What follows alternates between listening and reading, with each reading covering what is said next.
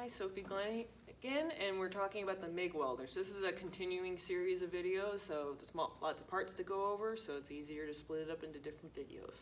So we're talking about the bottom half of the welder, so it's really just the brains of the machine, which is the actual MIG welder itself. So we'll talk about just the front of the machine here. So this is a Miller machine, and it's a Miller 180, Miller-Matic 180, so that's just a brand and model of the machine. And it says 180 because it can go up to 180 amps. So usually if you have a machine that says like Hobart 140 or Lincoln 210, it'll go up to that many volts typically. So this is a 180 machine, and it's a small MIG welder, so it's really nice to have around in just a studio environment or a school shop environment. And it's pretty, this is, in terms of welding, this is like the hot glue gun of welding. So essentially what happens is I can turn this machine on, and with this MIG gun here, so I'll do a little close-up of that, I can pull this trigger, and that piece of wire that you see sticking out there will shoot out just like it would in a hot glue gun, and you can go to town welding on it. So it's a little bit more complex than that, but essentially that's how it works. So we'll get into the front of the machine here. So MIG welding is pretty much a balance between the amperage that you're putting out and also the speed in which the wire is coming out. So that's pretty much what we have going on with these two different knobs here. So we have a wire speed knob up top, so that, again, depending on the setting in that, it'll come out at a different rate. So it can go all the way up to, I believe, 100 in this case, and all the way down to 10. So it can come out really slowly or really fast. Right?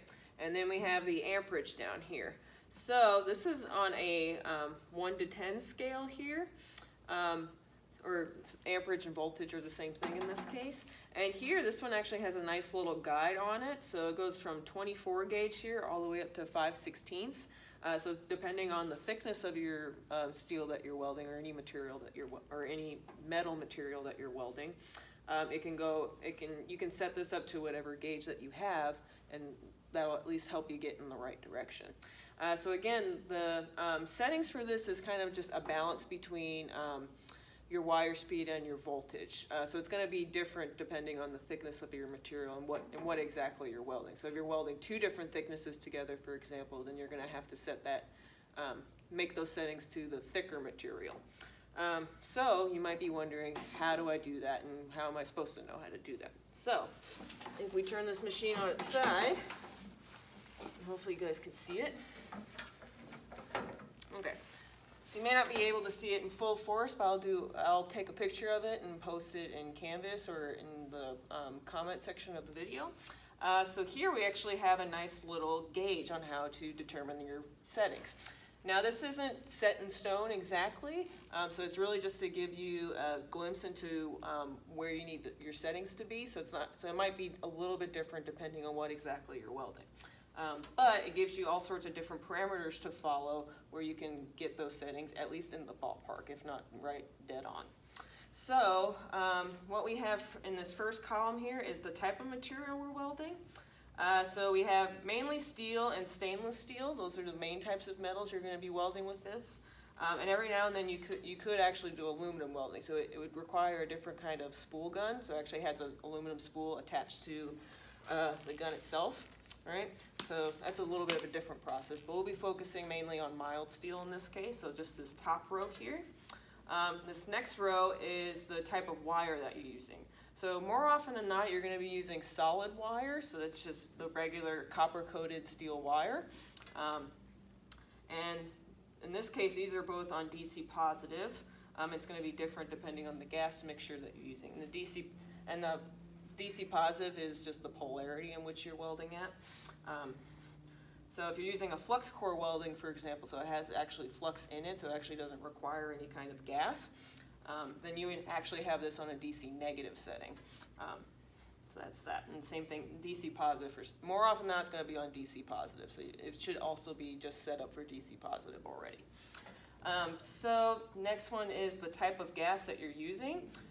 So more often than not with steels, you're going to be using a mixture of 75% argon and 25% CO2, and that's your pretty standard shielding gas in this case. So the shielding gas is basically helping, it's going to be shooting out of the gun at the same time the wire is, and it's basically going to be protecting it from oxygen. So it's creating a shield around that wire, so you have a nice oxygen-free environment to weld in. In a perfect world, we can just weld in an oxygen-free environment, but then we would also die, so we don't want to do that, right? So you need to have that kind of shielding gas with it. The only exception to that is, again, if you're using a flux core wire where you don't, the flux is actually shielding the metal in that case, so you don't actually need any gas with the flux core wire. But more often than not, you're going to have argon CO2 mix, which is this tank right behind me here. And in another video, I'll talk about the settings for that. So that's that top one here. Some cases, you can also have just straight CO2. The differences between them, CO2 gives you a little bit more of a sporadic weld, so there tends to be a lot more sparks coming off of the material, and it's not quite as nice of a weld, so if you can get an argon CO2 mix, that's usually ideal. And the nice thing about the argon is because it's a noble gas, it doesn't usually like to mix with other gases all that much. So like with TIG welding, for example, you actually use straight argon because, again, it's a noble gas and it doesn't like to mix with other ones, but it mixes with the CO2 quite nicely and it makes for a really nice weld. I'm not really going to get into the science behind it because I'm not quite sure about it myself, but if you really get into welding, that's something you can research the hell out of and have a ball with that. So we have a 75-25 argon to CO2 mix, so then I'll move over to the wire size diameter. So more often than not, you're going to have either a 0.03 wire diameter or a 0.035. I think we have a 0.03 here.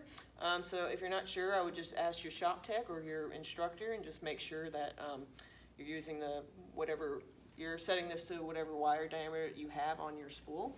So again, I think ours is a 0.03.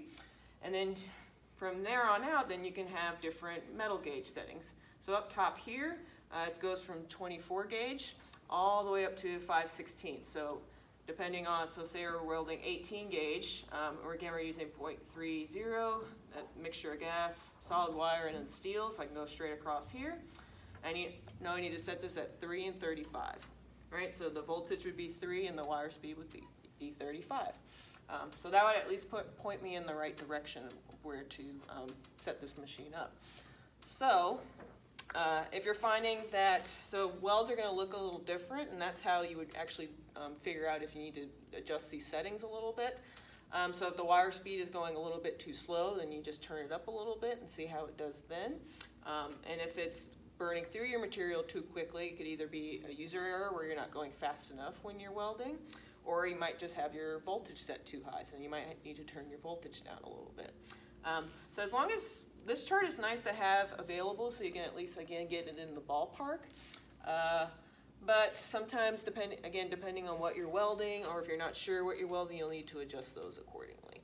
If you're not sure what gauge metal you're working with, you can get a sheet metal gauge typically, and usually any decent shop will have one lying around, and that'll give you at least more or less a direction to go in.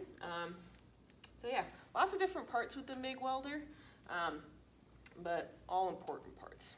So that's